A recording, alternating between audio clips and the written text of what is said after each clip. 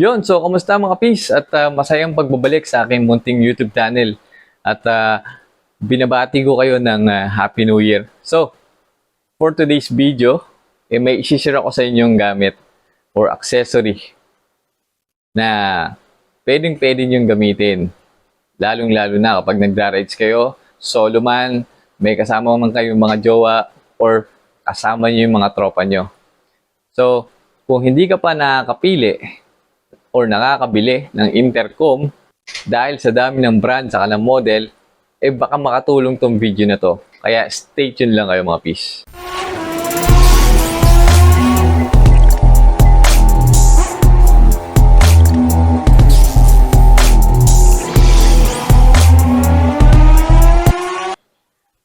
Alright, so ito na mga peace, ang personal na gamit kong intercom, ang Aegis V6 Pro. So, correct me if I'm wrong mga peace sa pronunciation ng brand na to, no? So, comment nyo lang sa baba kung ano yung tama. Yan. So, ano bang meron tong Aegis V6 Pro? Ano bang dapat nating alamin sa pagpili ng isang intercom? So, unang-una, yung range. So, ang ating V6 Pro ay may range na 1,200 meters. Saktong-sakto lang yan kapag nagra-rides. Yung battery capacity niya mataas din. One full charge nito, kung once or twice ka lang nagra-rides per week, baka 2 to 3 months hindi mo pa to i-charge. Based sa experience ko. So, huling kinarge ko to, siguro November pa or October. Hanggang ngayon, hindi pa siya nalolobat. Yan. Ganun ka-efficient at kalakas yung battery capacity niya, no? So, max working speed nitong ating intercom ay 120 kilometers per hour. So, meaning, kahit ganun kabilis yung takbo mo, stable pa rin yung connection nyo. So, ano pa meron tong Aegis V6 Pro? Waterproof din to. Subok na waterproof to. Kasi ilang beses na ako nauulanan at never pa tong nag-malfunction or nasira. Yan. So, meron din tong auto answer. So, meaning, wala na kayong pipindutin or kahit ano sa cellphone nyo or sa intercom nyo, automatic, sasagutin niya kung ano yung mga tawag, no? Yan. So, meron din tong last dialed number. So, merong button dito sa ating intercom, yung kulay green na parang phone.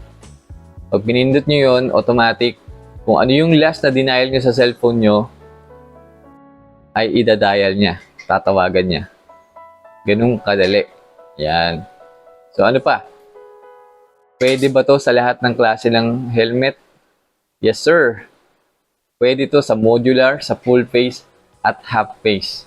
Yan. So, yun. Yun ang mga dapat yung alamin, no? Pagdating sa intercom. Yan. At meron pala itong Bluetooth connectivity. Yan. So, pwede yung gamitin pang sound trip to. Pero, paalala lang mga peace. Yung tamang volume lang, no? Huwag masyadong malakas.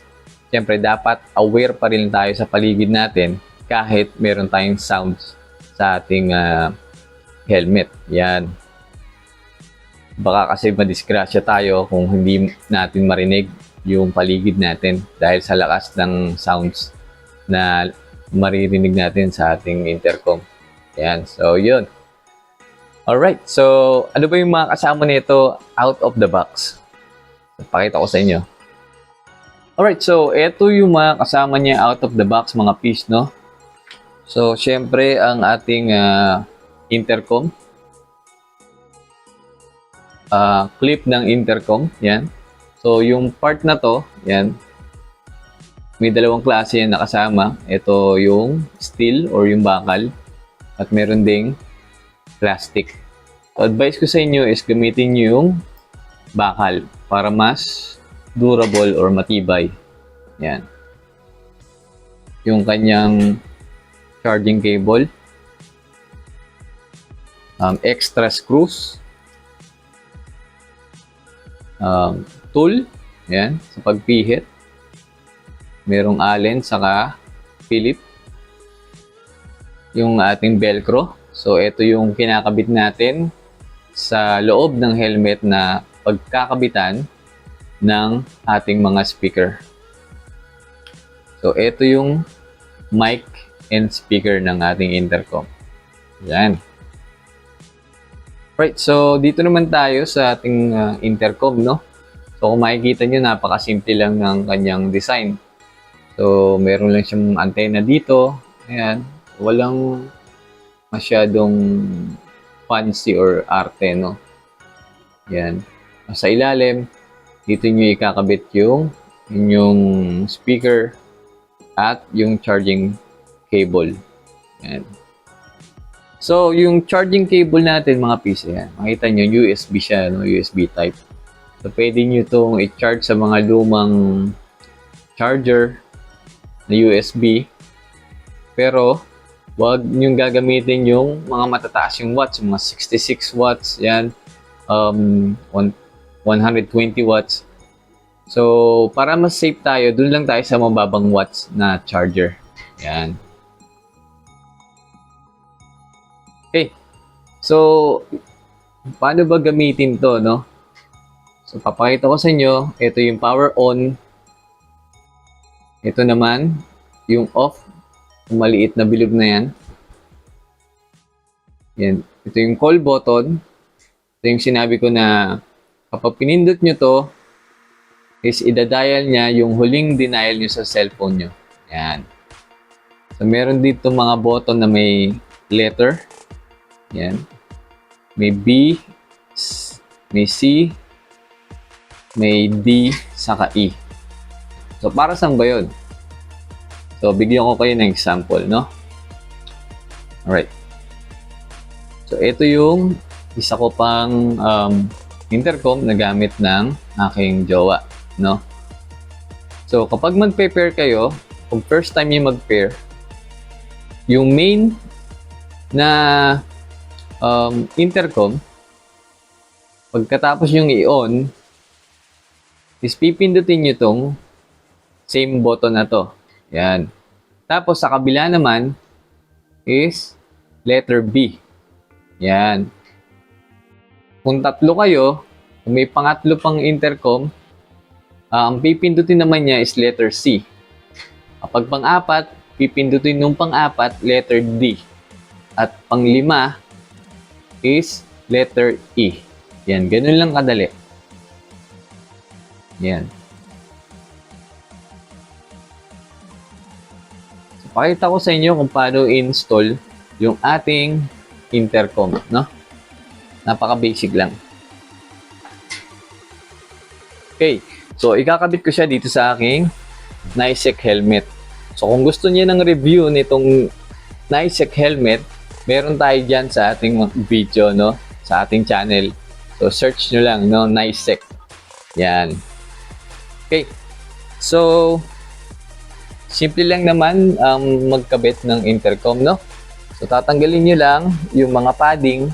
Yan. Tanggal ko na yung sa akin, eh. Yan. Tapos, ikabit nyo na yung inyong speaker. Yan. So, sa akin, bago nyo ikabit yung speaker nyo, make sure na malapit siya. Yung part na may mic, make sure na malapit siya kung saan nyo ikakabit or kung saan side nyo ikakabit yung inyong intercom. Yan. So, kung makikita nyo, nandito yung clip ko.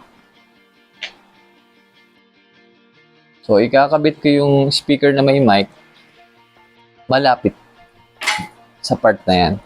Yan. Whoopie. Alright. So, kung mapapansin nyo, hindi ko na ikakabit to, no? Kasi, meron na tayong velcro na naka-install dito sa ating helmet. So, ready siya. Halos lahat naman siguro ng mga bagong helmet ngayon is intercom ready na, no? I'm not sure sa iba kung meron nang nakadikit na velcro Pero ito yung sa akin, meron na, no? So, kung wala, so, ikakabit nyo to. Yan. So, ito yung ating speaker na may mic. So, dito natin siya ikakabit. Sa malapit sa intercom.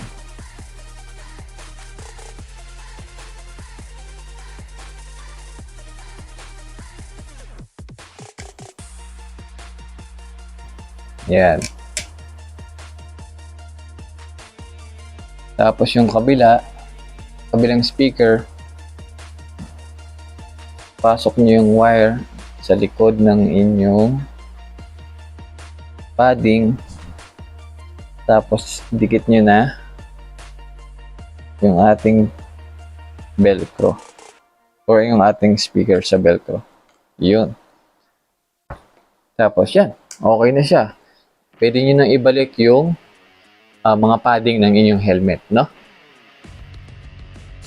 Ayan, so naibalik ko na yung padding, no? So, ang gagawin lang natin is ikakabit natin to sa ating intercom. Yun. So, ganyan yung itsura niya, no? Yun.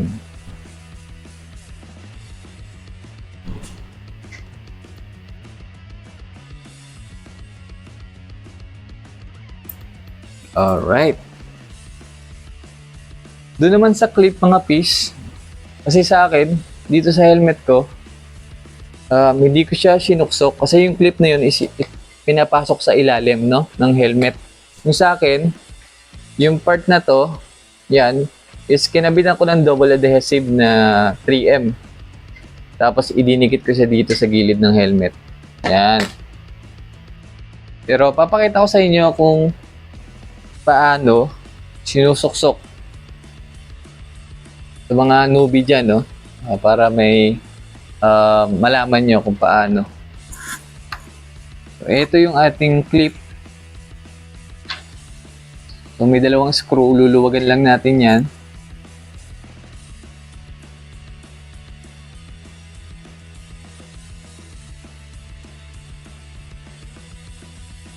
Yan. Pag maluwag na siya, yan. So, ito yung ating helmet.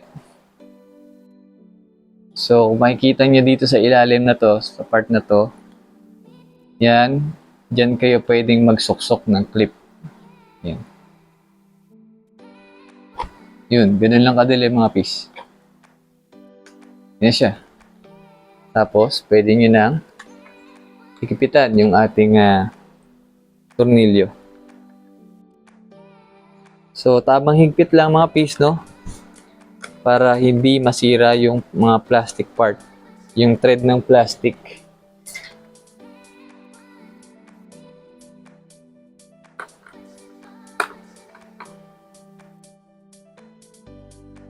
Alalay lang tayo, no?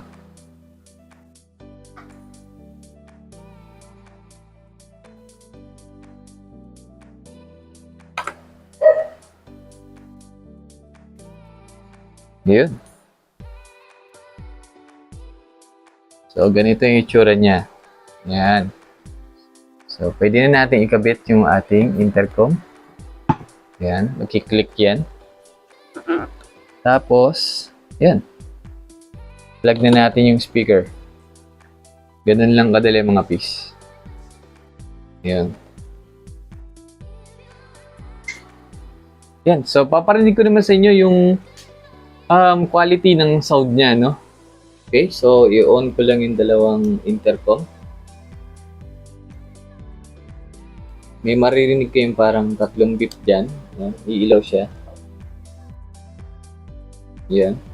Pag pair na sila, magpa-flash yung ilaw na kulay blue. Sabay sila, no? Ayan, so kung mapapansin nyo, sabay na sila nagbi-blink. Yan. Ibig sabihin, connected na sila. So, paparinig ko sa inyo na talagang gumagana yung ating intercom. susuot ko yung helmet ko. Tapos, ilalagay ko yung mic dito sa speaker nitong ating letter B helmet. Okay? Okay, so ito na, suot ko na yung helmet ko mga peeps, no? At ilalagay ko yung mic natin dito.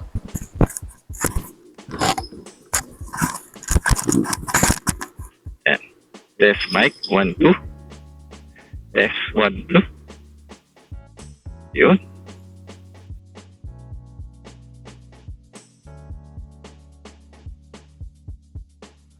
Ayan, so search nyo lang sa Bluetooth settings nyo yung V6, no? Yun yung pangalan ng ating intercom. Yan. So, nakakonect na yung ating intercom sa ating cellphone. Pag music naman yung papakinggan natin. Hanap lang tayo ng walang copyright yan para hindi tayo mag-violate sa rules ng YouTube. So, ito na siya mga peeps. Running back and forward 'cause I'm causing you heartache. Thinking I could leave you any second of night. Never been the one that the emotionally closed off. Maybe 'cause it's feeling so right. Running back and forward 'cause I'm causing you heartache. Thinking I could leave you any second of night. Yun, post na natin. Alright, so once again mga peeps, ang Aegis V6 Pro. So sana makatulong yung video natin sa pagpili nyo ng inyong mga intercom na bibilin, no?